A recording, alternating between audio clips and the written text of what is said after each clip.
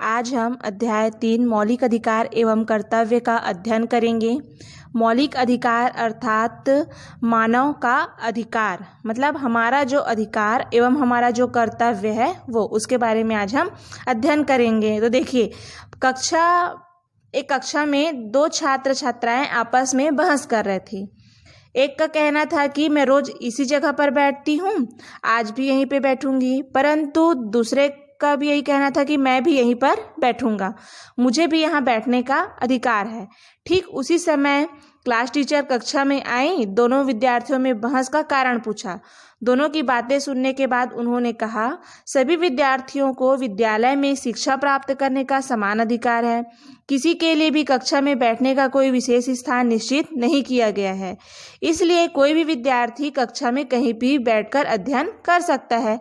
इसलिए दोनों एक दूसरे के स्थान पर बैठकर अध्ययन कर सकते हैं। चूंकि जैसे एक का नाम था तुषार, आज कक्षा में पहले आया था, इसलिए उसे अपनी इच्छा के अनुसार कहीं पे भी बैठने का अधिकार है। उसी प्रकार से भी आप जानते हैं, जैसे रेलवे टिकट के लिए कतार में खड़े व्यक्ति और समान अधिकार का प्रयोग, तो उस पर समान नियम लागू होगा। जो कतार में पहले खड़ा है उसे पहले टिकट मिलेगी, है ना। तो हमने पिछले कक्षा में संविधान के बारे में पढ़ा था। इस अध्याय में हम संविधान में दिए गए मौलिक अधिकार एवं उसके कर्तव्य के बारे में पढ़ेंगे। हमारे संविधान में नागरिकों को कुछ अधिकार दिए गए हैं जिन्हें मौलिक अधिकार के नाम से जाना जाता है। नागरिकों के मौलिक अधिकार 6 हैं।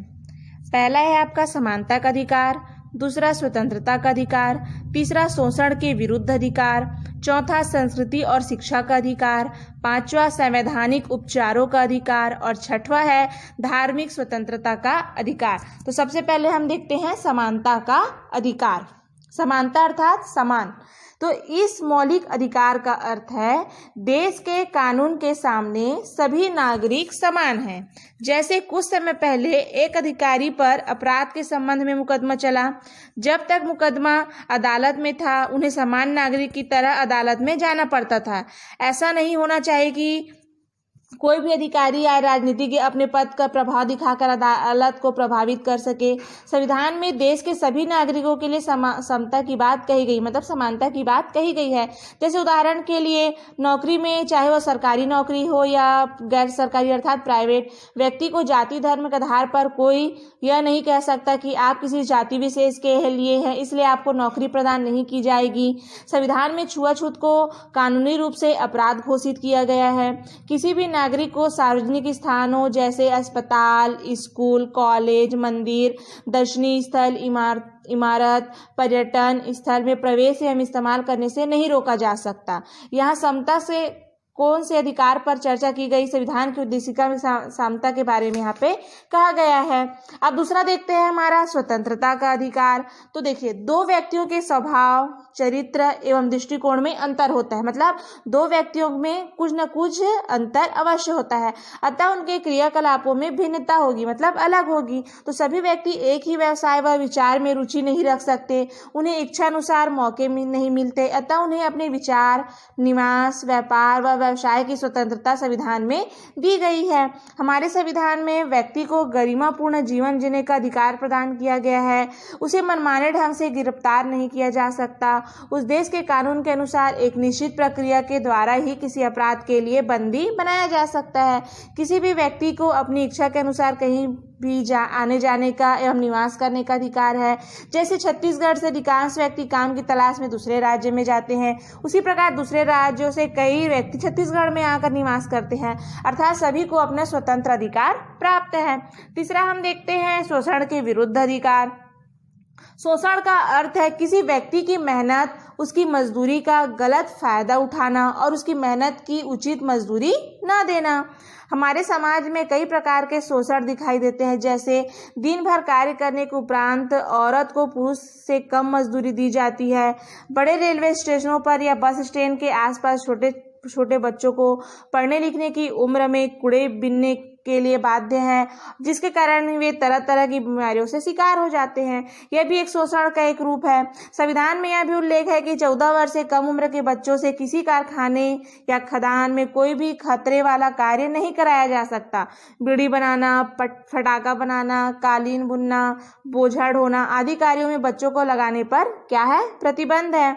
उदाहरण के लिए मान लो किसी मजदूर ने गांव में किसी साहूकार से कर्ज लिया है और वह उसे वापस नहीं कर पाती। यदि साहूकार उसे अपने खेतों में काम करने के लिए बाध्य करता है जिससे कि वह काम के जरिए कर्ज चुका सके, तो इसे बंधुआ मजदूर कहा जाएगा, है ना। मतलब ये क्या हो गया, उसके शोषण का विरुद्ध अधिकार हो गया। अब चौथा देखते हैं हमारा धार्मिक स्वतंत्रता का अधिकार।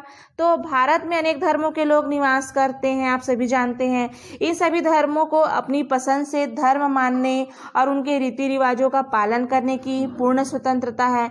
कोई भी व्यक्ति अपने धर्म का प्रचार प्रसार कर सकता है। सरकार किसी धर्म को बढ़ावा नहीं दे सकती। सरकार के लिए सभी धर्म एक समान होते हैं। किसी भी स्कूल, कॉलेज और तकनीकी शिक्षा केंद्र आदि में किसी भी व्यक्ति को धार्मिक शिक्षा लेने के लिए मजबूर नहीं किया जा सकता।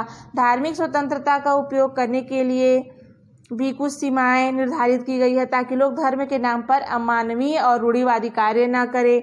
जैसे उदाहरण के लिए कुछ लोग अज्ञातवास बच्ची को जन्म लेते ही मार डालते हैं।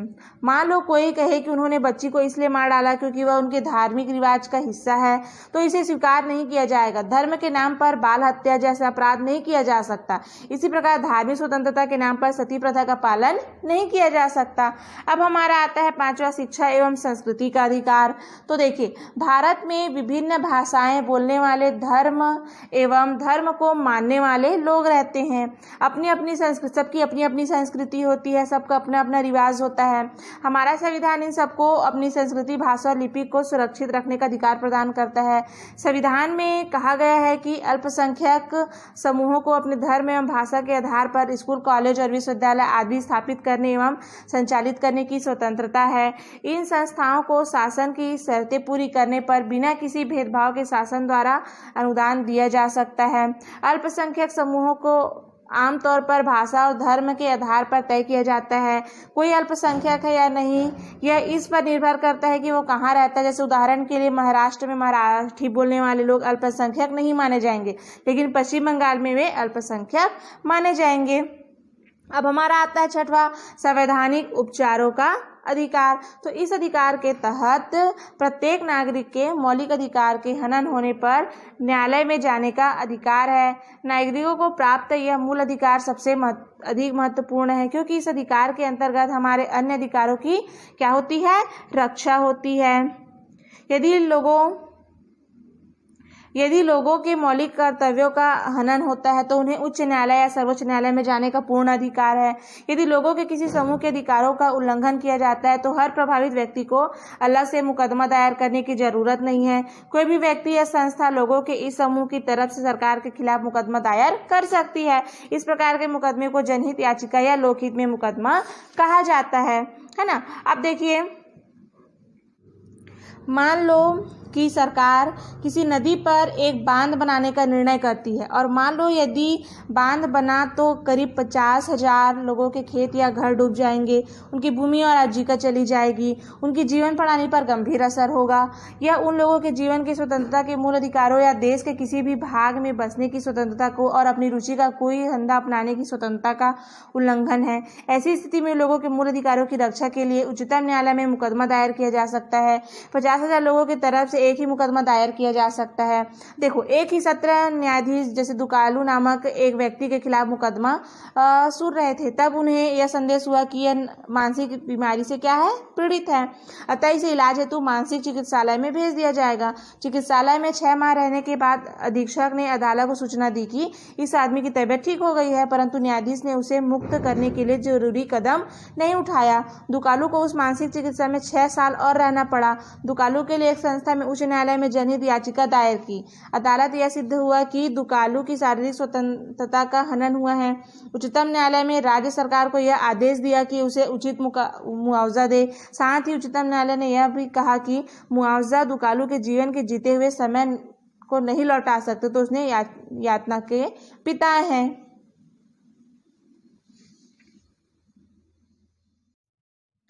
अब हम देखेंगे नागरिकों के मूल कर्तव्य।